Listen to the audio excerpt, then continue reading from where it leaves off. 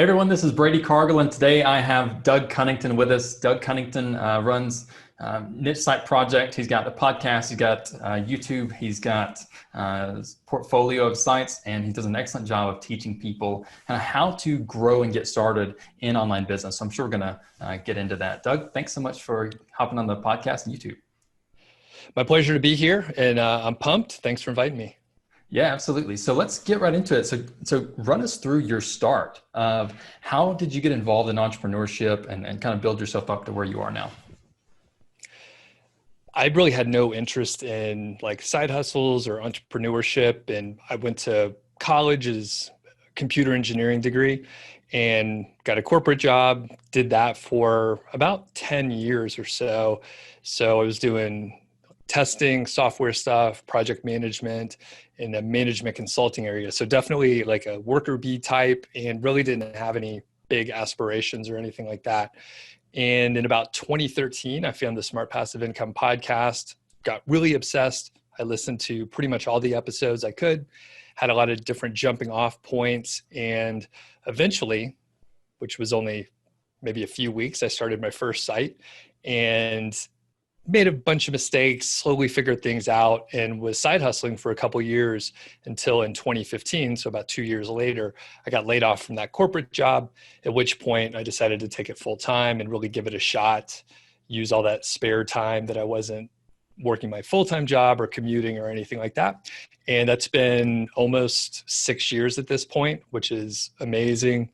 And I just slowly dabbled and added on different pieces here and there, like you mentioned, podcast and blogging and YouTube and my own site. So it took a long time to pull it all together, but just slowly I've been adding to it along the way. Yeah. So what is your current business comprised of? So I do have some affiliate sites, which there are some people in our weird make money online world that they really just resell products that they don't really use that often. So a classic example is, actually, I won't mention the name, but it's like funnel software is one where often people will resell it over and over again. And they're just kind of shuffling money around and earning based on reselling funnel software that they're selling funnel software with. So make money online is a weird spot. I do have websites and have since the beginning. I try to start new ones a little more often now. For a long time, I was focusing on just some of the bigger projects that I was working on and letting other things just sit and ignore them. I neglected them basically so I could focus on bigger projects. So that's one portion of it, actually, practicing what I talk about. And then I write on the blog, Niche Site Project, and have the podcast.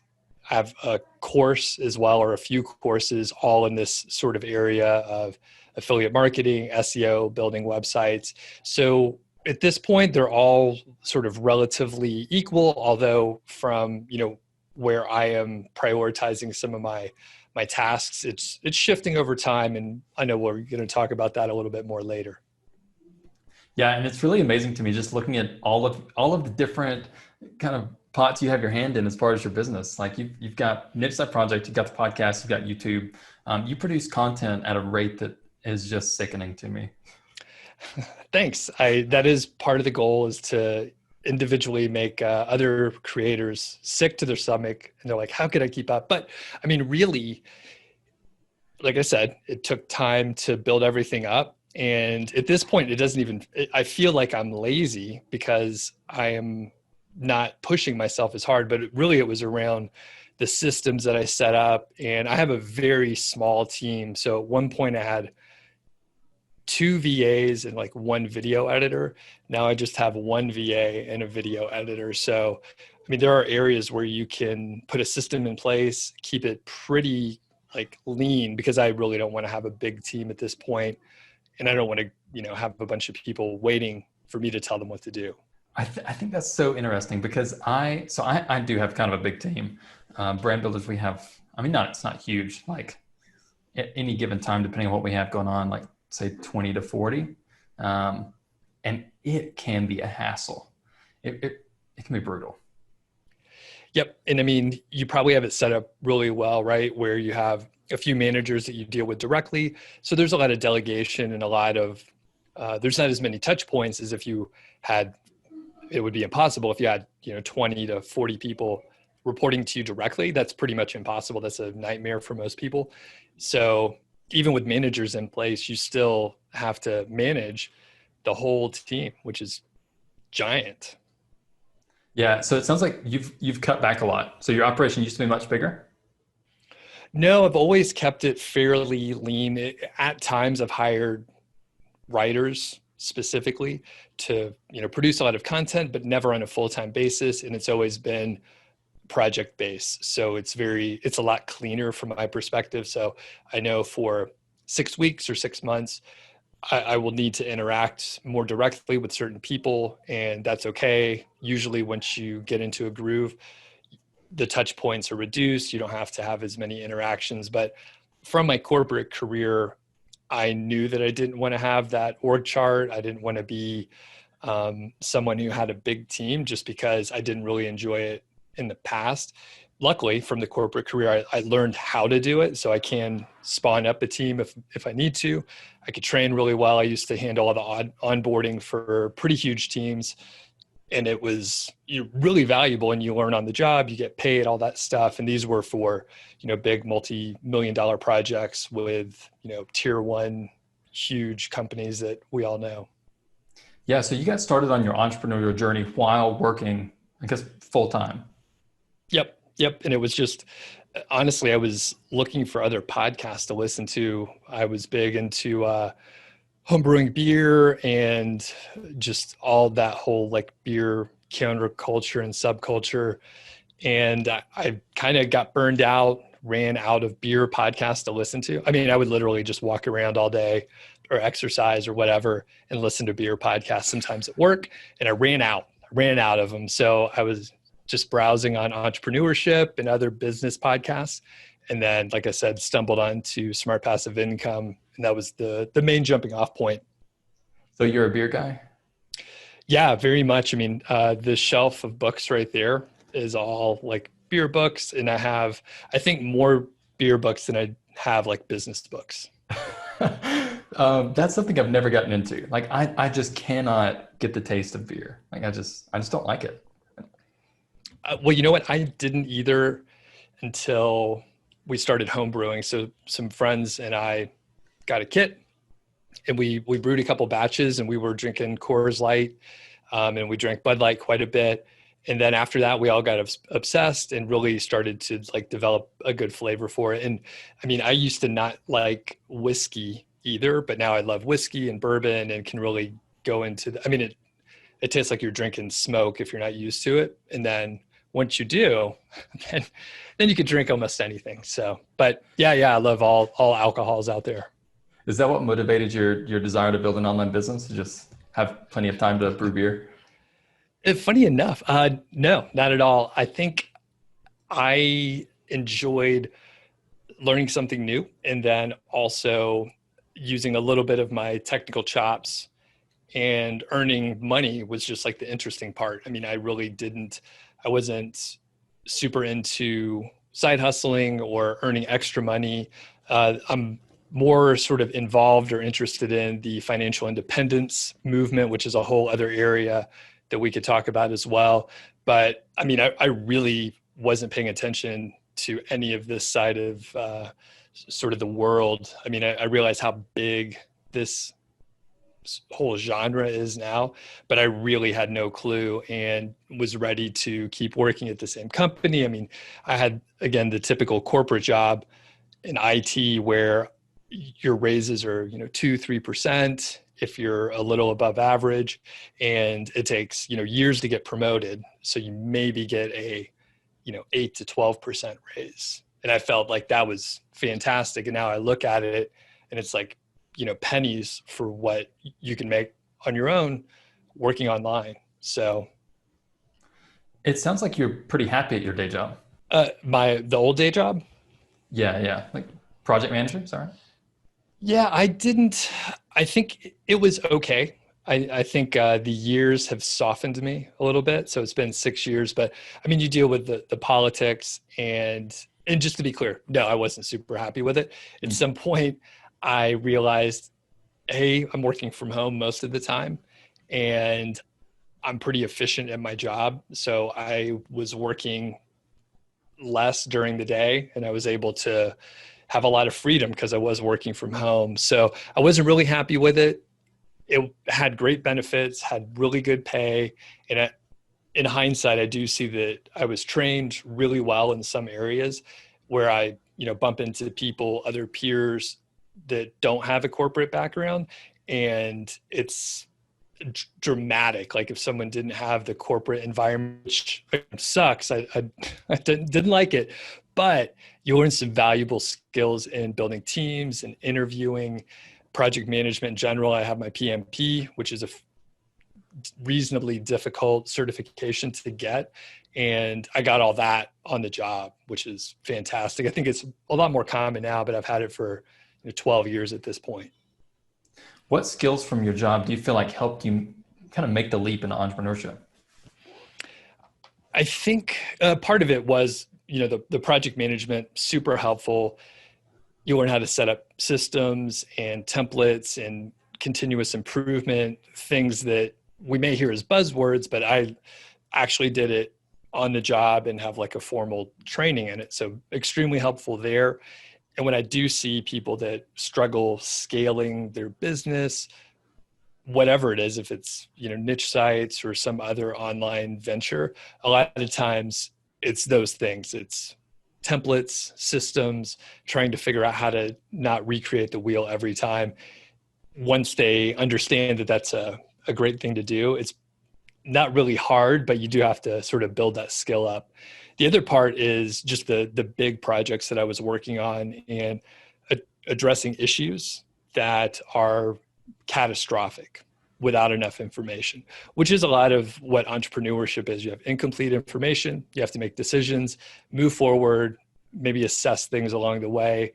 And some people just freeze up when they don't have enough information, they don't know what to do, and they don't take any action. So I was on, like I said, these big projects, millions of dollars on the line, customers, blah, blah, blah. And you really have to assess it, remove your emotion, and then figure out the steps to take forward. So I think that's hugely valuable too.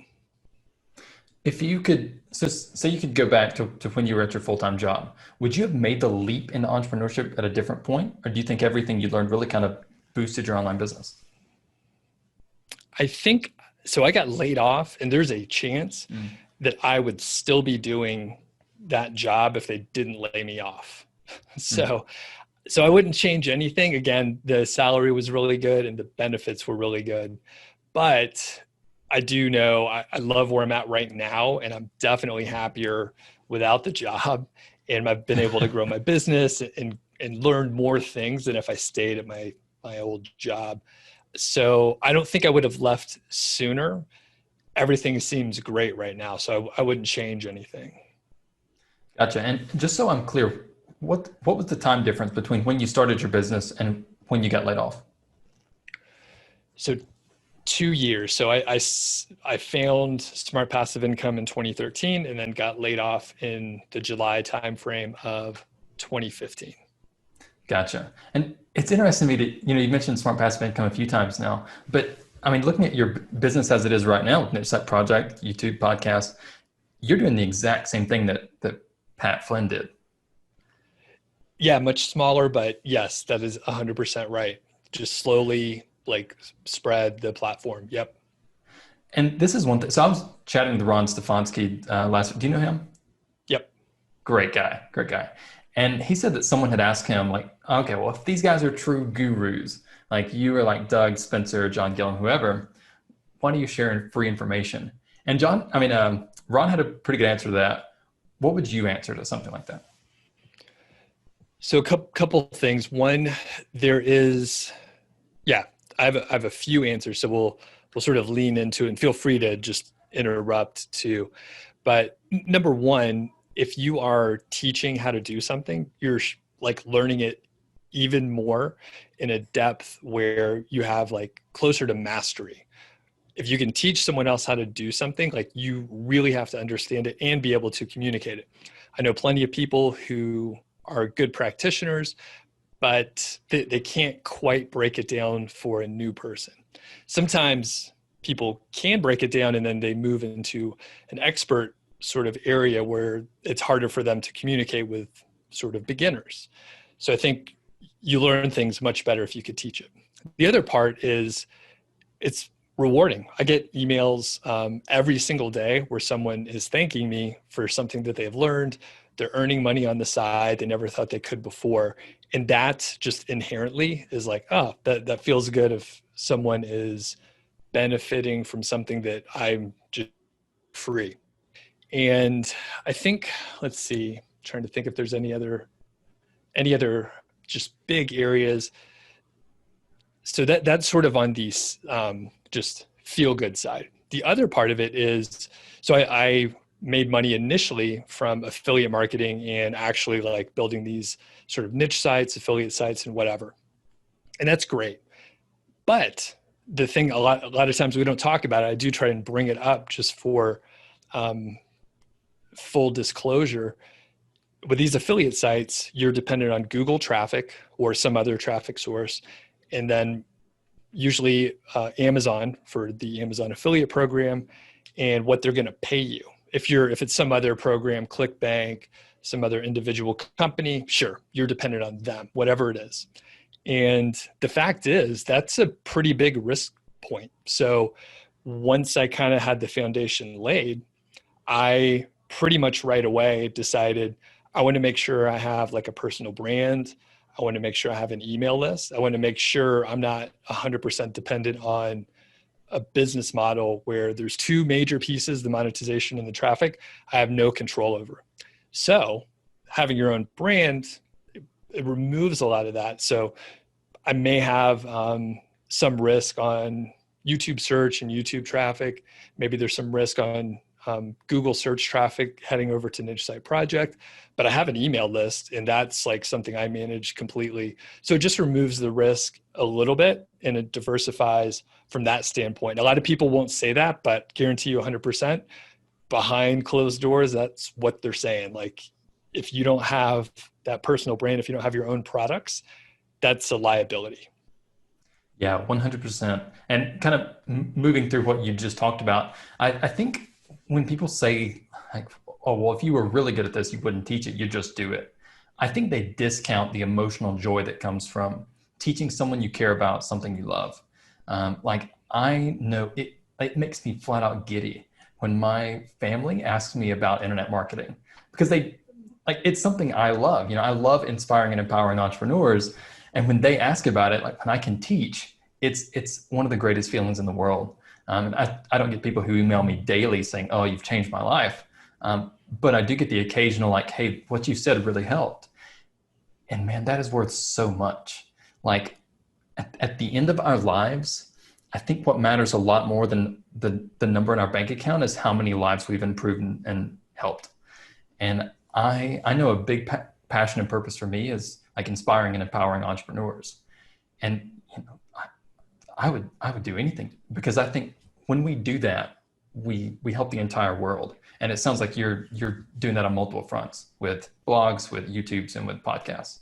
And just like Pat Flynn's content that impacted you is now impacting someone through you. Like when we share what we know, we do the exact same thing. It's just amazing.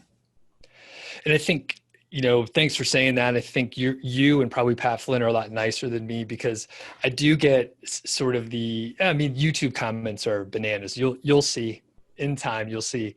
But basically, I will get those comments like, hey, if you're so good, like, why are you wearing that crappy shirt? Why does your studio suck? Or why don't you just make all that money yourself? And every now and then, because like I said, I'm maybe not as nice of a guy as you or Pat Flynn, but I'm thinking, you know what? Maybe I will. Maybe I'll stop producing anything and I will just go make more money. Because sometimes, again, when I'm in that mind space, I'm like, yeah, I don't care if you think I should just make my own money. Maybe I will. Like, I really don't care about you, dude.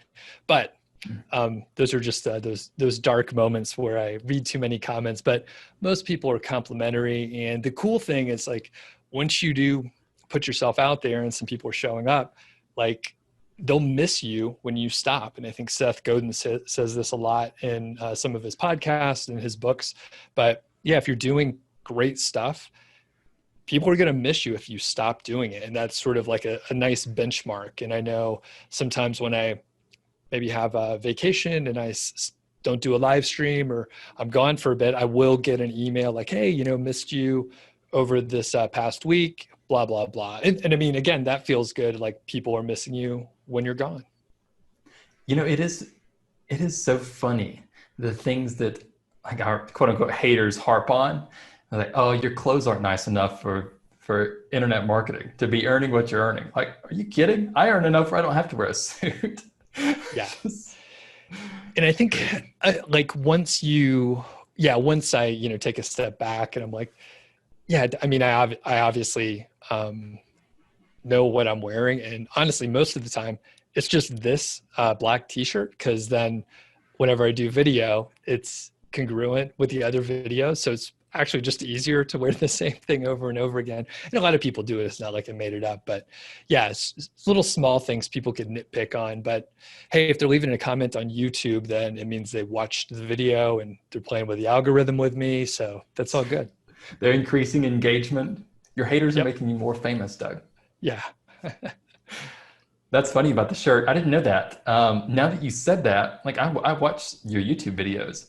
So when I see that now, it's like, oh, that is the same shirt. I'm doing that by accident. So I spend most of my time traveling. And even now I'm in Brazil and I have 3 shirts. So Yeah. not on It purpose, totally but makes it easier. Yeah. I have like 6 of these black V-neck t-shirts. that's so funny, man. That's awesome. And then getting back to like your own brand and your own products, super important. And I think that's one thing that, a lot of quote unquote gurus in a YouTube or Facebook ad don't tell you is like this affiliate stuff is risky. This content business model is risky because you're depending on these giants that just don't care about you. And really, I think the only true way to safety with online business is either so much diversification that you're safe from multiple sources, which is fine, or you can run your own products, which makes so much more sense to me. Frankly, I think it's quite a bit easier. Well, and I was going to say, depending on your background, it is a lot easier to start with the, say, affiliate marketing model where the conversions are much simpler. And I mean, I recently, a few months ago, put out a course, and it's hard to produce your own products. It's really hard to sell them as well. And I've spent, 7 years building up goodwill, producing content, doing things so people like will trust me, will listen to me if I do have a product. And even then, I mean, you know how it is, Brady. It's like you got to sell the stuff, and it is not easy to market and have a good product market fit. And then even if you do, you have a lot of competitors out there too. So it's not a slam dunk. It's fantastic once you crack it. But I would say from if someone has low to very little, zero marketing experience, ease into it really gently. And I mean, you can short circuit it too. If you happen to be, say like I don't know, I'm just going to make up an example, like a yoga instructor, then you're obviously an expert in that area. So you can sort of short circuit certain things, maybe have a productized service or a service that you're offering that's a little bit easier than developing a full-on product. You kind of have to have, certain pieces done ahead of time, like understanding how that service could work before you can productize it. So some other people would, like you just mentioned, maybe it's easier to sell your own products. Actually, I'm curious, why do you find it easier to sell your own products? Or do you have any quick example? Yeah, I think I probably misspoke a bit. So let me redirect this as a question to you, and then I'll give my opinion. So say someone comes to you tomorrow and says, hey, I want to launch my own product, whatever, physical product, info product, whatever. What roadmap would you draw them to kind of mix ease with maximum profit and expertise? So let's just call it info product, since that's where I have my main experience. So I would say really important to make sure you have an audience to sell to.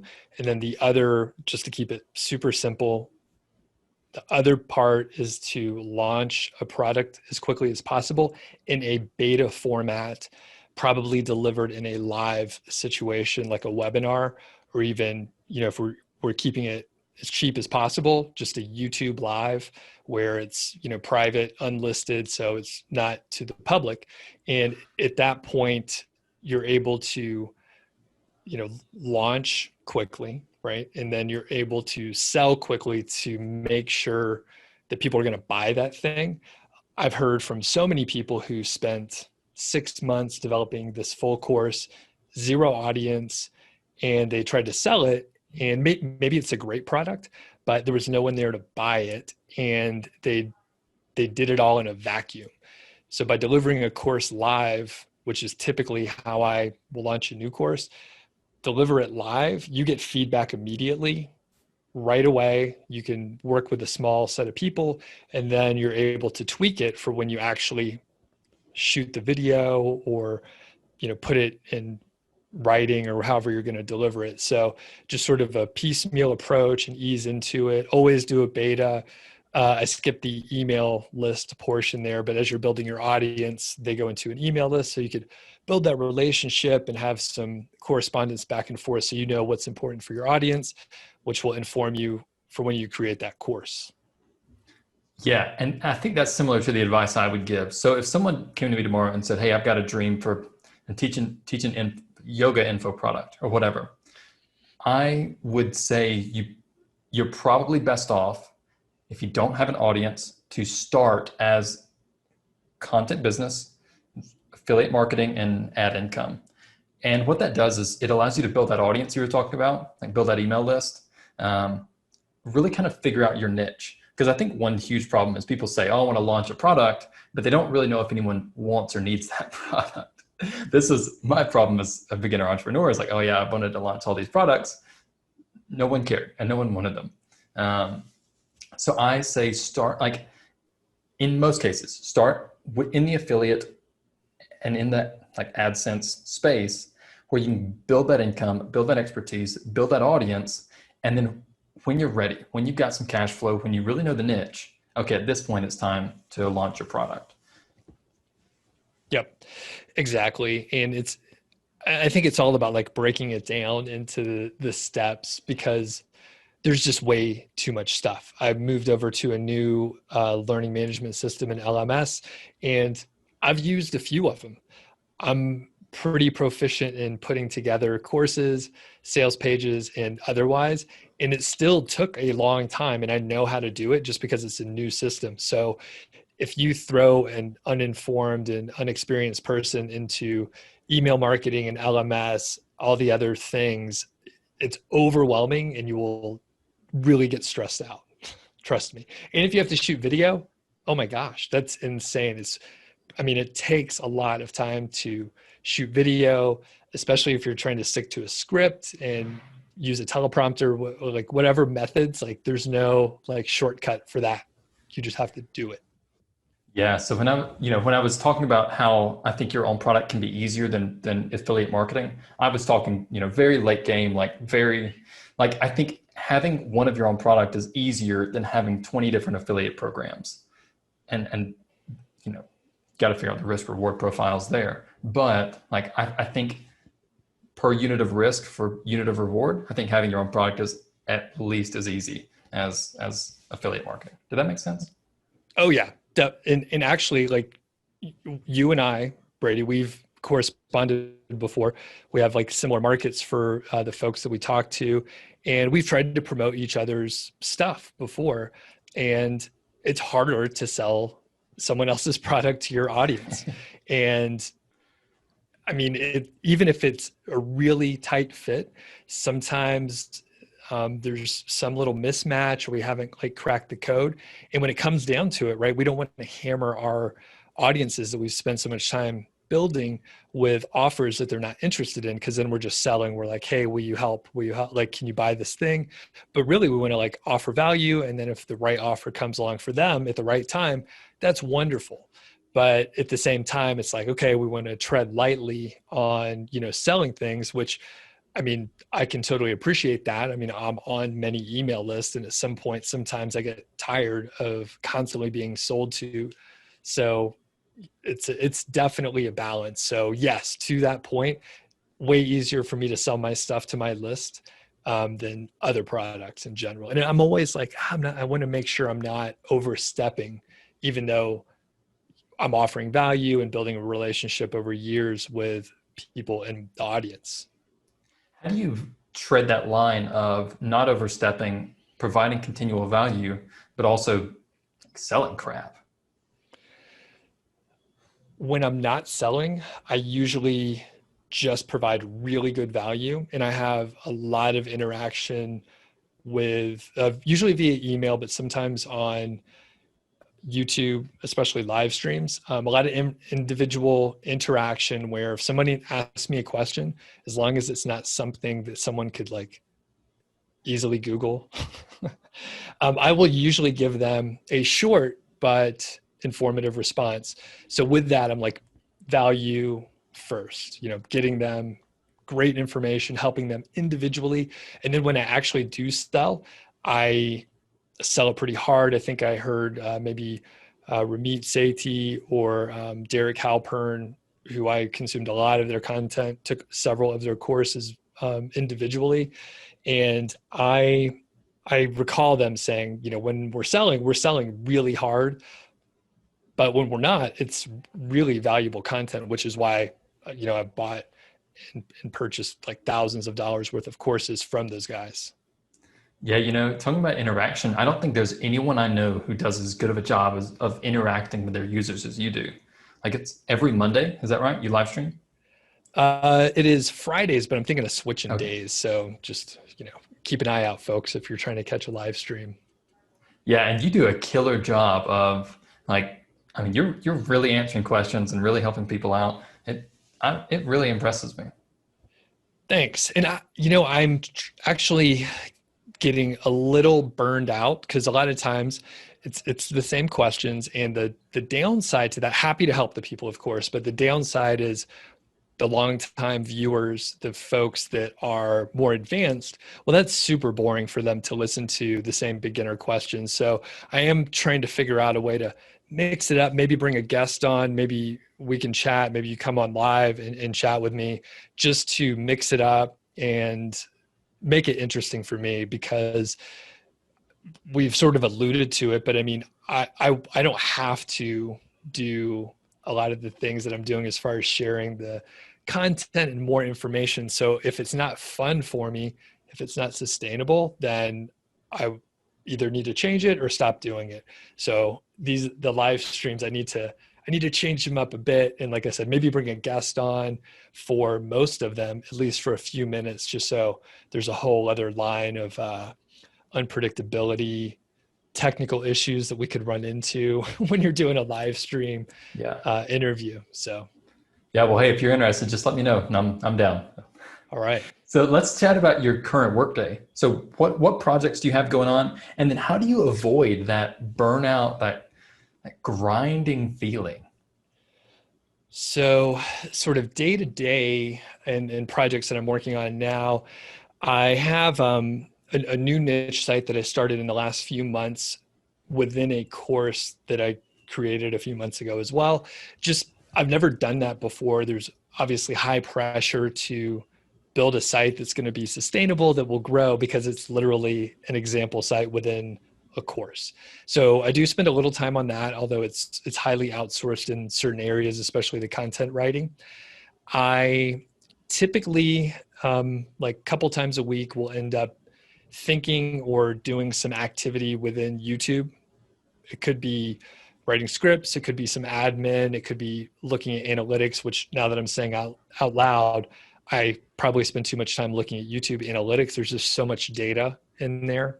It's amazing. So it's dangerous. It's so dangerous because if you're not careful, you just keep diving in deeper and deeper, and then realize you're looking at meaningless data and you need to zoom out. I also do I also do podcast interviews, which a lot of times I use the same content for interviews on the podcast and YouTube. And another, again, whole portion is course creation and supporting students within the courses. And up until earlier this year, I only had a couple courses. One was a big flagship course, and one was sort of a smaller one on productivity, which I don't even heavily promote, but it was kind of a fun pet project that I wanted to work on. And this year, we saw some huge changes in 2020 with Amazon changing and cutting the commission rate. So it gave me a good opportunity, right? I'll frame it as an opportunity to create a new course that wasn't so dependent on Amazon. So I did a whole new course. And then after that, I realized, hey, there's all these students and other people that want to buy smaller courses. So I've been working on, smaller courses that aren't so expensive, that fix like one specific problem. They're very tightly focused and really, they deliver the value in as few words, as short an amount of time as possible. So people can, get the content, consume it in an afternoon, and then start implementing. The work takes a long time, but you can learn the information quickly. So if you had to recommend one course of yours to somebody, what would it be right now? So I'm going to cheat. Thanks for teeing that up for me, but it depends on the spot that a person's in. So if it is a brand new person with no website, or maybe a site that's pretty young, or maybe they didn't really have much guidance when they were choosing the niche and doing keyword research, I would recommend Multi-Profit Site, which is the huge flagship course with a framework of starting a site, publishing content, promoting the site, email list marketing, and a few other pretty advanced topics, as well as like selling a site for over 6 figures. So really like full course, big flagship course.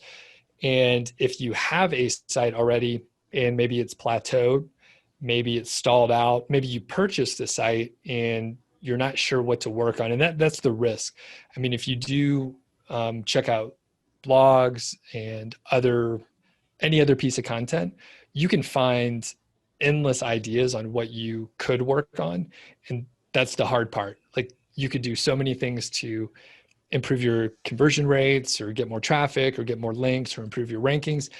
And you don't know how to prioritize any of those tasks. And you may not even be sure what to do in any one of those individual areas. So I have a site called, I have a course called Site Growth Plan, which helps assess where your site is, where you want to be, and what to work on in a prioritized way. So again, this is kind of like the classic project management, where this is what we would do on projects. We would show up, it's a mess, people don't know what to do. So you kind of have to take a look around and see what's going on before you can figure out what to work on and how to prioritize it. And that's what Site Growth Plan helps you do. And what's a bird's eye view of the steps that you would take to either grow a site that is new, or to kind of revamp one that's, say, like bought and hasn't been doing that well? There's 3 main areas that you could focus on and probably should focus on. One is improving the existing content, adding more content, and then getting more backlinks to improve your rankings. So depending on where the site is and what's going on with it, you may want to start in a certain area. Typically, for example, if you purchase the site, I think improving the existing content is probably a great way to approach it. I would use some of the more sophisticated software out there that allows you to do on-page analysis compared to competitors. So there's several out there. I don't have a strong preference. I haven't used them all, but they're out there. You could even do some of this by hand, but essentially you end up changing the keyword density and some of the other topics that are covered on an existing piece of content.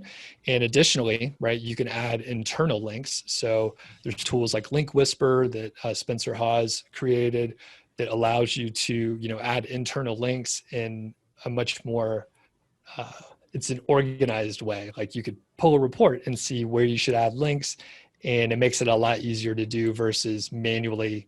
Let's say you have a site with 150 pages that you just bought. That's a pretty tough thing to manually go and figure out. There's ways to automate it, and I think Link Whisper is a great way to do it. Yeah, so I think the content updates in particular are awesome. So we do some of these at Brand Builders, and it's pretty consistent. Like, so we use Surfer SEO, like not an affiliate. I think they're awesome. Um, and when we run content through and then fix it up to how Surfer says, like we can expect it, in a month, it's going to rank for like 20 to 30% more keywords. Now, the amount of traffic it's going to get is kind of different, but updating is an underrated, overpowered tactic. 100% agree. And I think it seems daunting if you don't have a tool. And then even then, if you do have a tool, you do have to go in and analytically look at the content, take the inputs from the tool and make decisions. So it's not like like super easy task. Once you get started, once you're in the right mind space, it's not bad, but you definitely have to, put on the analytical hat and really be ready to make some decisions. The good part is you're probably not going to mess it up, and you can always change it again later. So it's pretty low risk to go in there and make some updates. Yeah, I think so too. And then what are kind of your guidelines for content production and then link building? So for content production, I highly recommend adding low competition, maybe even low search volume keywords, just because they'll usually give a pretty good kick, like pretty fast. So you can usually expect to get more traffic to those, new pages. I like the keyword golden ratio, which is a whole different topic we could talk about some other time, but it helps you find like low competition keywords. And if you have an existing site, maybe it has some pretty good authority and history and ranks pretty well. I mean, there's a good chance you could publish some of these KGR type keywords and get a lot more traffic than if it was a brand new site. Now, if you do have a site that does have authority, I wouldn't be afraid to go after a lot more competitive terms too. Sometimes I've realized this in the last couple of weeks where I'm still like in the scrappy mindset where I'm thinking, all right, I need to go after like as low competition keywords as I can find.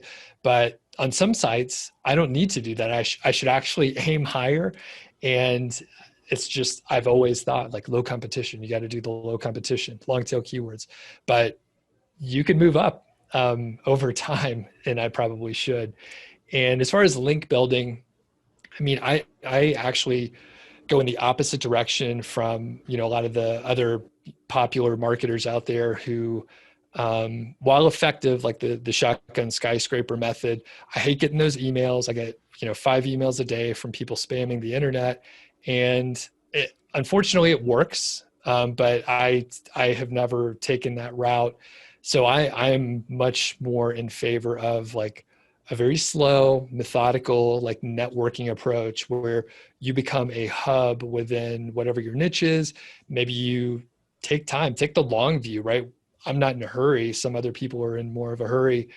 And I think you can make some, weird and bad decisions if you are in a hurry. But if you're taking your time and you're looking out, say 2, 3, 4 years, and you're thinking, hey, we could build a relationship and I don't need any links and don't ask for anything early on, and you really just are like friends online, that's a great way to slowly get links and get some invites and maybe have bigger opportunities than just sending someone a email asking them if they could link to your new great resource out there on whatever, random topic that you created a skyscraper on. So long view, take your time, don't be in a hurry. And I mean, if you are willing to get out there and do video, do podcasts, like you could pitch like YouTubers, podcasts that would interview you if you are an expert in, whatever your niche is. It's a great way to get backlinks and just put yourself on a different level than all the other bloggers out there. Yeah, this is one thing I was going to say is I think it's so helpful to be creative when looking for backlinks. So one thing that we were so at Brand Builder, our big push in Q3 is going to be how do we connect with more awesome people? And we've got this email list of 5 figures, got YouTube, several thousand YouTube subscribers. It's like, how do we use that? Let's do YouTube and podcast interview series. So I think when getting backlinks like this, establishing those relationships is crucial.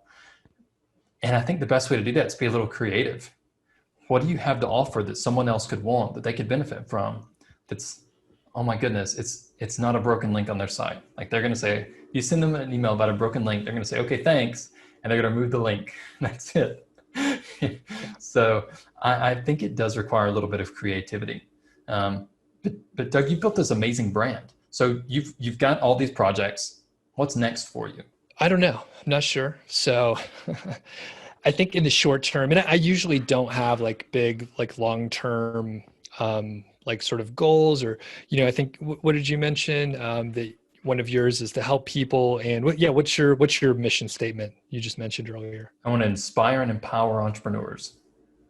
I don't have anything like that. So that's great. That sounds awesome.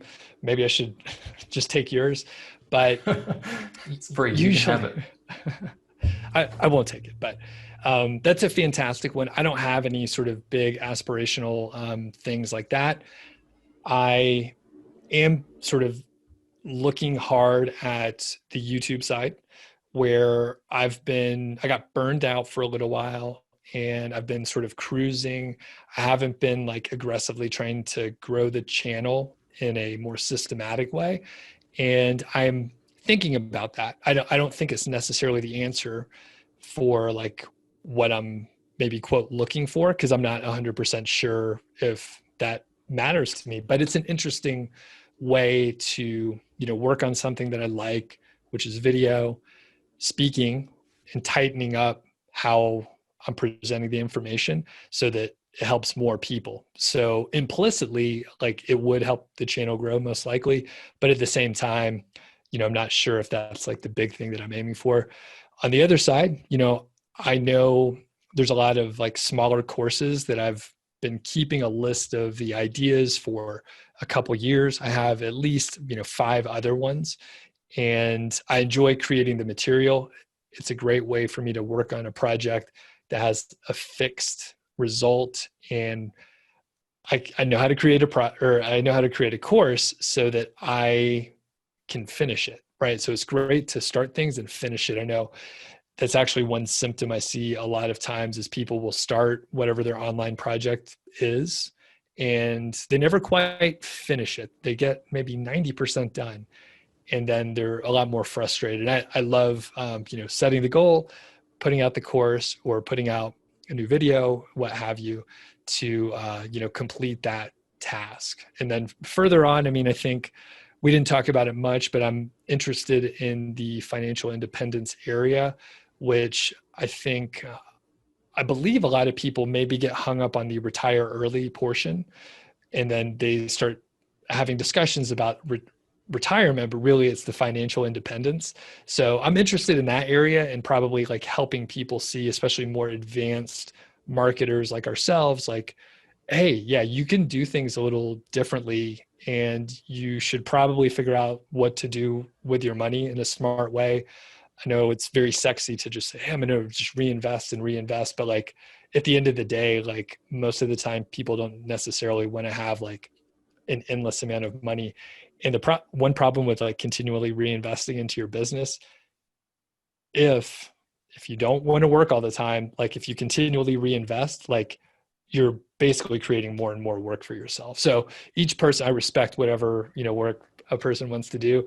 But for me, I like an easier day, a casual sort of week where perhaps, you take some time off randomly, like, and you don't have to worry about, 15 or 20 people wondering what they need to work on or to check their work after they finish the project. So there was a long-winded answer to a simple question. No, that's awesome. So kind of continue growing your own business, but also at a rate and a pace where you can take those random days off. I cannot tell you what those are worth. Random days off are the best days off. Yeah. And I mean, you mentioned that you're a big traveler, and last summer took a road trip from here in Colorado up to Alaska. So took roughly, 5 weeks off, mostly unplugged. I did have like a little Chromebook just in case, servers started on fire and I needed to do something, but it was largely just hanging out, and there's a large stretch that you drive through where you don't have like LTE or a cell phone signal at all. Like you're literally just off the grid. And that was fantastic. So I do try to, I want to have enough slack in my schedule and in my business in general, where I can take off a pretty huge amount of time without any like ill consequences. Is there any particular business model that you think is really suited to that type of lifestyle? I think affiliate marketing is fantastic for that. It's a lot more hands off than courses. I do love courses, and I think just through our conversation, like you see, it's mostly affiliate marketing, and then courses from a revenue standpoint. You could design courses where it's very little to no like interaction with students, but I think it's really important. And part of the value proposition in my courses is you get to interact directly with me because the team is so lean. If you send an email, it doesn't go to like a big support team where it's put into some sort of a queue. It goes to my inbox, and then I'll answer it. Like that's how it works. So I think those two are fantastic. I think there's probably other business models that allow you the same opportunities to outsource customer service or some sort of interaction with your clients in some capacity. But those are the two I have the most experience in. And I would add service businesses are probably the worst. Again, I don't have as much experience, but I hate service businesses as far as me running them because I don't want to deal with clients just in general. So Saying you don't love the angry that. 2 a.m. emails? Yeah. And it's, I think I failed at the service area because I didn't spend enough time making sure I had the right clients for the service I was providing. So I'm not blaming anyone. I mean, it was my fault, but I also realized there's other things that I could do that are more suited to what I want to work on. And just in general, a service-based business, like, again, you could set up the teams, you could set up people to interact with the client so you don't have to. But at the end of the day, if you own the company, like you own the relationship. So you could delegate it, but you own it. So when something goes wrong, like it's in your lap, like you have to deal with it. Yeah, as someone who runs a service-based business, brand builders, you're 100% right. It's very hands-on, even with stuff outsourced. So awesome customer support team, awesome order fulfillment team. There's still people who say, I want to talk to the owner or I'm refunding. Okay, let me handle that fire real quick. And for sure with brand builders, definitely not in a place where I can take, a couple weeks off, 5 weeks off and drive to Alaska or anything like that. Have you ever gotten in software? No, although I thought when I first started working online, I thought that I would end up there. That's my background. So I'm slightly technical, although I haven't done anything actually technical in years. But I was a software project manager. So honestly, when I see some of the software products out there that are put out by people like roughly at our level, um, I am sort of appalled at the quality of the software that comes out because it's just, can we cuss? Yeah, you could. It's just shit. I'm like, are you guys running regression testing? Like, did you test like the core functionality after you made these fixes? Because you just broke the main thing that is needed. And I mean, it's because people don't have like a robust flow of how the project is moving along. Maybe there's just one developer and no dedicated tester. And the flaw, somehow I did this rant recently. The issue is a developer will test the software in a certain way, and the creator of the software, the founder of the company, they'll test it in a certain way because they have a certain expectation. So it may work fine for them, but when a user who doesn't have the same sort of background knowledge, when they try to do things, they may do it wrong. And that's where the issues come in. And again, all my background in software, I know there should be a few phases in there. Maybe it's cost prohibitive, and it's easier just to throw it out to the clients and let them test it. And then you hear about the bugs. But as a user, I have very low interest in that. And I'm not going to do your testing for you. So that's my stance. In the low quality software, I'm just like, this is broken. This is nonsense. So I haven't gotten into software. I've thought about it, but as I have moved along, um, you know, in my career so that I don't have to, I guess, work on things that I don't want to work on. I also realized that that would be sort of similar as the service-based business where clients could be upset when they pay, $15 a month. They expect, hours of your time to be able to troubleshoot the little software. So I appreciate that too, but no software on my end. Gotcha. So you talked a little bit about like, sounds like you're already financially independent, maybe looking to retire early. What is your end goal?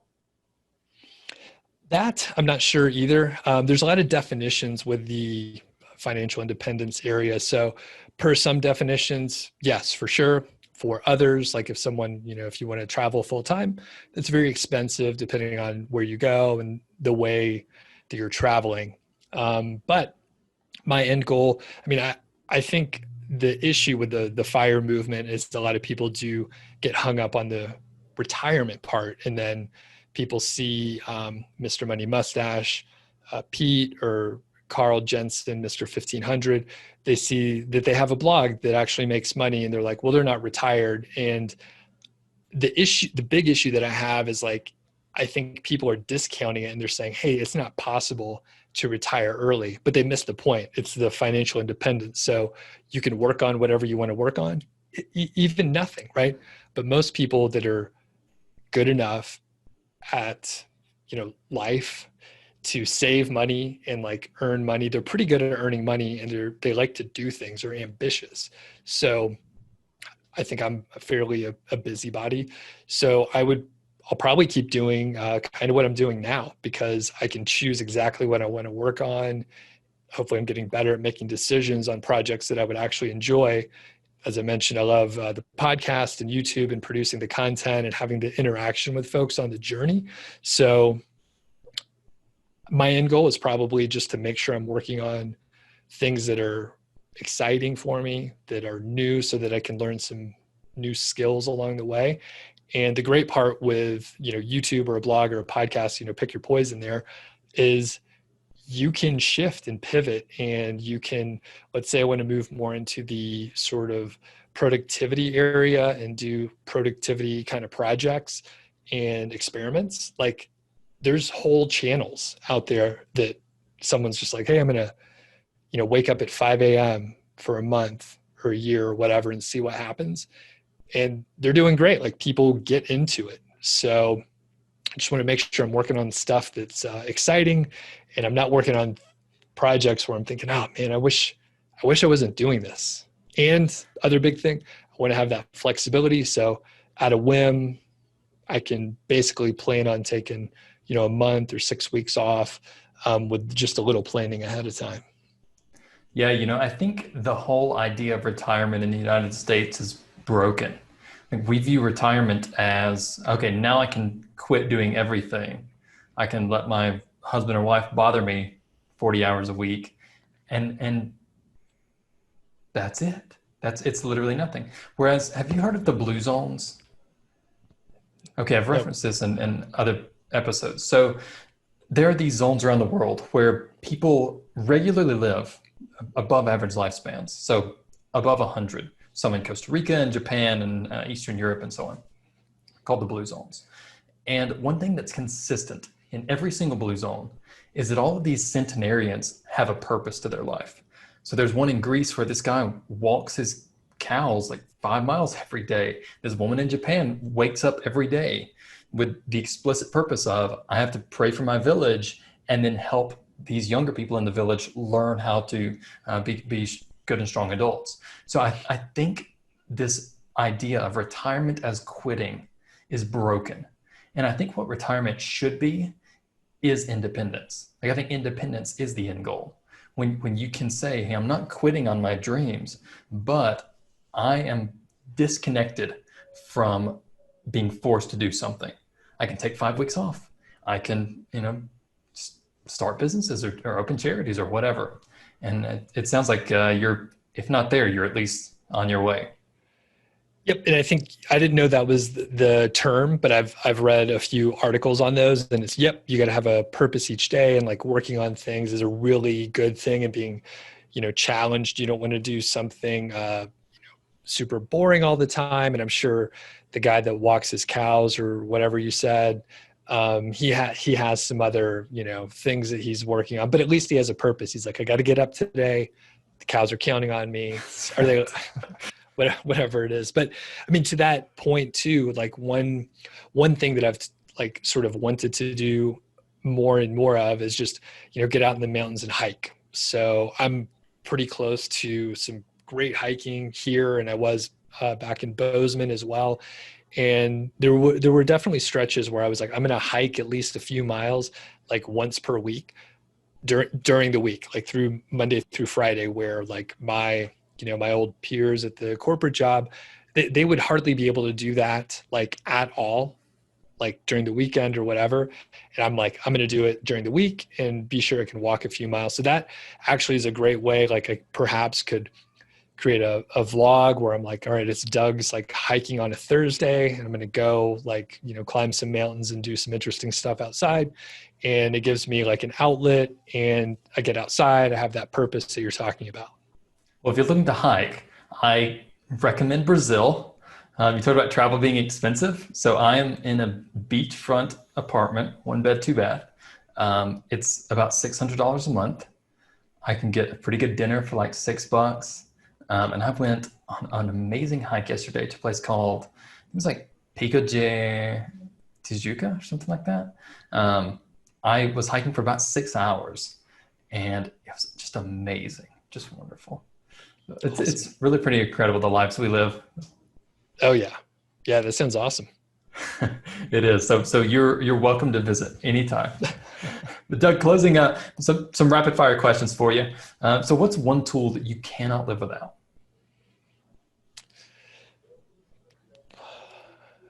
I think just spreadsheets. I use them, all the time. You could use them for project management.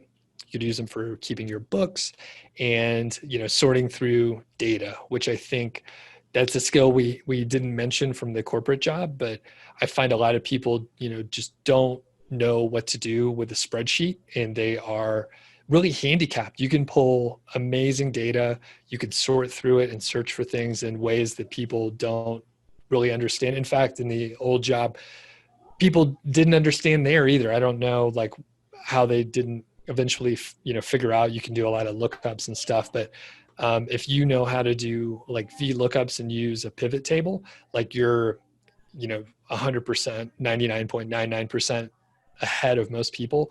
And you can sort through data in ways that, people have no clue. Yeah, I can say a spreadsheet is the most powerful tool that Brand Builders has. And I think my favorite spreadsheet, we call it that, it's like economic cost spreadsheet or something like that. I don't, for the most important spreadsheet, I'm not doing a good job remembering the name. But what it does is it tracks our workers. So how much did this worker cost this week? Exactly what did they produce? So like how many words did they upload, or how many words did they edit, or whatever? And then what's the cost per word uploaded, word edited, for instance. And it's just amazing for keeping our costs down. Spreadsheets are so underrated. And then what's one thing that you're reading or consuming right now? I'm going back through some old Tim Ferriss podcasts. There's a few episodes that I really enjoyed, and just I think I've listened to him a few times already. But Pete Adney, which is Mr. Money Mustache, I recently listened to that one. Seth Godin has been on a couple times, and there's a few others. Their names don't come to the top of my mind, but Tim Ferriss, love the podcast. I don't listen to as many of the new episodes, but some of those sort of classic ones I have gone back through. Nice. And then what's the most successful strategy of yours that you've done this year that someone could repeat today? I think launching a course. So we kind of laid the blueprint, and there's some pros and cons and maybe skills that you have ahead of time. But I get a lot of fulfillment personally from coming up with the idea for the course, sketching out the blueprint, writing the full course. You're blending all these different skills together. You have to produce the content somehow, whether it's audio or video or the written word. And then you have to use some tool to present that information. And then you have to sell it. So it's like a full stack of all these skills that I've learned and hopefully refined over the last few years. So I really enjoy it. And I think it's a great crash course for someone to get into. Yeah, and really, if you're producing a course, you've got to be an expert in the information. So whether or not you can sell the thing, probably going to be super helpful for learning your niche. And then what's one way you've cut expenses this year? I've reviewed several of my just software services that you usually get like an annual deal. So I often pay for those, just once a year. And I think I've shaved, $100 a month, at least, maybe closer to $250. I can't remember all the tools that I've either migrated away from or just stopped using altogether. So when the quarantine hit back in March and COVID sort of changed a lot of things, and a lot of us were sort of uncertain where the market was going in general, I was like, hey, you know what? It's never a bad time to just review your expenses and go through. And I recommend people probably go through once a quarter and just take a look. I do my own bookkeeping. It's fairly simple. Use a spreadsheet. There's a lot of ways to make it go faster. And I see each month like what I'm paying for whatever service. And as you go through that, it's quickly apparent like, oh, I'm paying $100 a month for that service, but I've used it once in the last 6 weeks. Like maybe there's an alternative. So I've shaved several off. Nice. And then what do you think is a great business that doesn't exist today? So you did send this ahead of time, and I don't know if I have any specific ideas other than just some sort of silly idea that would be like in Dumb and Dumber 3 or something like that. But I think most of the great or business ideas in general are probably out there in some capacity. And this is like a view into my brain, right? So I am not looking at innovating in a big way. I'm not looking at like creating a new market or anything like that. I'm more like, hey, there's a little bit of an inefficiency out there. I think maybe we can make it more efficient and you can run a great business. There's a lot of businesses that are out there. I mean, content, right? I mean, not to, get in the way of brand builders here, but like content is a huge problem that's been solved many times, right? There's a lot of content companies out there, but I would say if you have the ability to hire writers and project manage them and make sure you get good quality, have some editors in there, like within 6 months, you can start a 6-figure per year or higher, like content business, like guaranteed. And I'm affiliates for like several companies that, they do content. Like you can just do that. And there are tons of writers out there. So I would say, you don't have to recreate the wheel. You don't have to come up with like a new business that's not out there yet.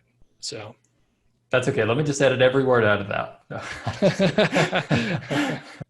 No, I'm just kidding. Awesome. And then Doug, any closing advice for someone who's watching or listening? So I would say if you have not yet, started your side hustle or your online business, like find a business model that seems really interesting to you and go ahead and get started. Find someone that you trust.